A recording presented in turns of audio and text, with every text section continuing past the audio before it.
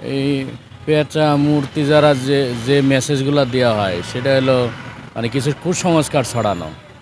আমরা জানি যে এখন আধুনিক যুগ, এই যুগে কুসংস্কার মানুষ বিশ্বাস করে না। আর ইসলামও কুসংস্কারকে প্রশ্রয় দেয় না। কুসংস্কার এটা ইসলাম ধর্ম বিশ্বাস করে, কিন্তু এরা আধুনিকতার নামে দেখা যায় একটা কুসংস্কার চর্চা করতেছে। এই পেঁচা মানে একটা অলক্ষণীয় জিনিস। তারপরে শুধু পেঁচা না, দেখা গেছে যে এই বিগত দিনে অনেক আলেম ওলামাদের ছবিকে তারা বিকৃত করছে।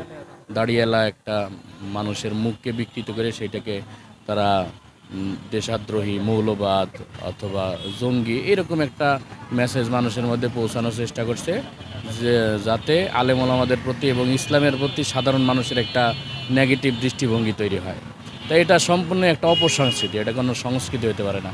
সংস্কৃতিতে মানুষকে সঠিক এবং সুন্দর মেসেজ দিবে, যেটার দ্বারা মানুষ দেশের সব আপামর মানুষের প্রতি সবার ভালোবাসা তৈরি হবে, একটা পজিটিভ দৃষ্টিভঙ্গি তৈরি হবে।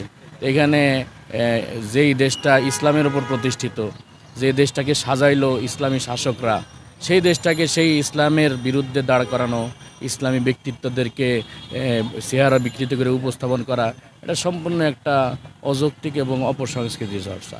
এই চর্চা বিলুপ্ত করে আমাদের মূল যে সংস্কৃতি এবং ঐতিহ্য আছে বাংলাদেশের, সেই সংস্কৃতির যে কৃষ্টি কালচারগুলো আছে সেগুলো যদি উপস্থাপন করা হয়, তাহলে বাঙালি দেখা যাবে তাদের পুরনো ঐতিহ্যগুলো ধরে রাখতে পারবে। যেমন আজকে আমাদের ইসলামী সাংস্কৃতিক কেন্দ্রের যে র্যালি হয়েছে, এখানে আমরা একটা রিক্সা সাজাইছি। এই রিক্সাকে সাজানো হয়েছে চারিদিকে পর্দা দিয়ে ঘেরা।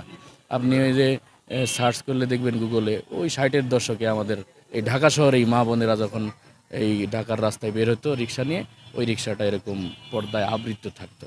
কিন্তু এটাকে তারা সম্পূর্ণ ঐতিহ্যের বাইরে নিয়ে যায়, এটা একটা ধর্মান্ধতা বা ধর্মীয় গোঁড়ামি হিসেবে স্বীকৃতি দিয়ে তারা এইগুলা প্রচারণা থেকে মানুষকে দূরে রাখছে। তারপরে আরও যে আমরা লাঙল নিছি, কৃষকের মাথার মাথাল নিছি, কোরআন শরীফের রেহাল নিছি, তসবি নিছি, এগুলো বাঙালির চিরাচরিত একটা সংস্কৃতি। যুগ যুগ ধরে এই দেশে মুরব্বীরা তসবি গনে, মানে ছোট ছোট বাচ্চারা সকাল হলে রেহাল নিয়ে মক্তবে যায়। এটাই বাংলার মূল সাংস্কৃতিক চিত্র, ঐতিহাসিক চিত্র, এটা যুগ যুগ ধরে চলে আসে। কিন্তু এরা এইগুলা পরিবর্তন করে মঙ্গল শোভাযাত্রা নামে কিছু হিন্দুয়ানি সংস্কৃতি ঢোকানোর চেষ্টা করছে, কিছু নাস্তিক মুরতাদদের চিন্তা চেতনা প্রকাশ করার চেষ্টা করছে। এইটা আমি মনে করি অপচর্চা, একটা সাংস্কৃতিক চর্চার নামে অপচর্চা। সেইগুলার বিরুদ্ধেই আর কি একটা মেসেজ দেওয়ার জন্য আমাদের আজকের এই আয়োজন।